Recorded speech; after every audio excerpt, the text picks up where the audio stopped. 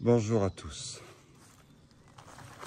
Un des lieux mythiques de l'Urbex sur la région parisienne est sous nos yeux. Me voici au nord de Paris, le château. On l'appelle le château de Bittencourt. Oh, c'est pas celui de Ligane, rassurez-vous, à Neuilly. Non, c'est une pharmacienne, une dame apparemment, dont son surnom, le château d'apothicaire. Oh, c'est pas une histoire de conte, c'est plutôt une histoire de pharmacienne. On vous montrera que c'est une dame pour qui était là. Alors, avant toute chose, pensez à vous abonner sur ma chaîne Urbex Clément, sur YouTube, Instagram, abandonnette.urbex.org. Je vous promets des merveilles dans celui aujourd'hui de soigner vos pathologies, vos névroses en Urbex. Et Dieu sait que j'en suis la première démonstration et victime. Allez, abonnez-vous, c'est important, c'est aussi une reconnaissance. Et on se soignera tous ensemble. Suivez-moi. Alors, ce château, cette grande manoir, comme on veut, parce que le château est en fait quand tu es juste en face, et lui il n'est pas abandonné, a eu un début de travaux. Mais ces travaux n'ont jamais été finis. Pourquoi? Parce que vous allez voir, il reste les peintures, il reste les plâtres, etc.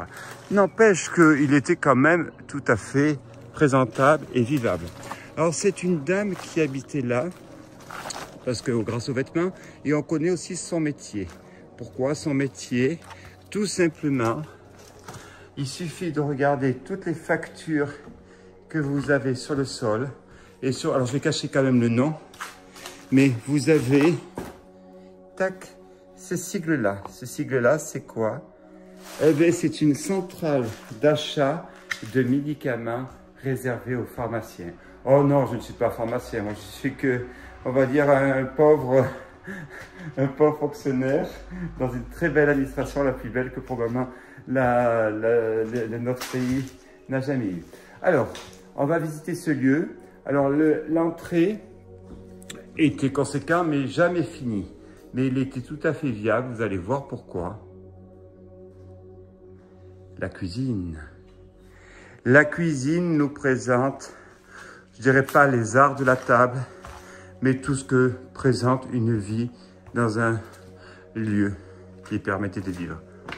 Vous voyez, on vivait ici dans le salon.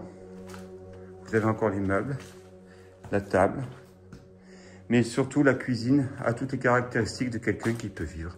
Il y a les assiettes, les fourchettes, il y a tout. Alors, je vous offre même les toiles d'araignée, mais vous avez vraiment tout. Alors, effectivement, vous retrouvez une caractéristique, les médicaments. Alors, dans cette maison, des médicaments, il y en a un peu partout. Mais il y a une autre caractéristique, c'est quelqu'un qui devait aimer l'art des tableaux. Et vous en avez des superbes, des magnifiques. Alors, je ne vais pas vous faire étaler ma science en or, parce que j'ai été collectionneur de tableaux du XVIIe siècle, entourage de Rembrandt, il y a très longtemps, donc je connais un peu cette période. Alors, ceci étant dit, sortons de la cuisine, allons visiter ce lieu. Allez, c'est parti, suivez-moi.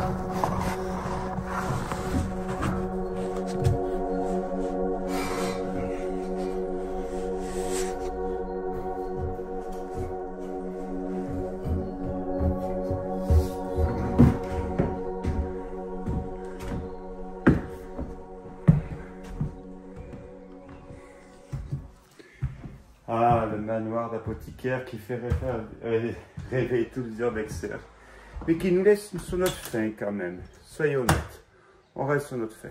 Allez, continuons cette exploration.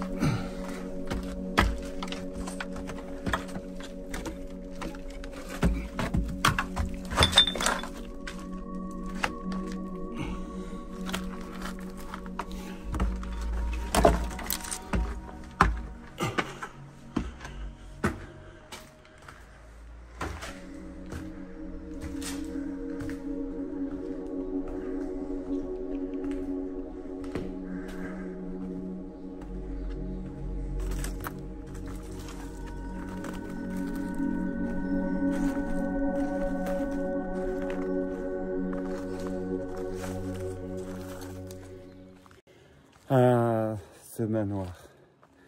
Allez. Magnifique bâtisse, complètement vide, où les travaux n'ont jamais été finis. Merci.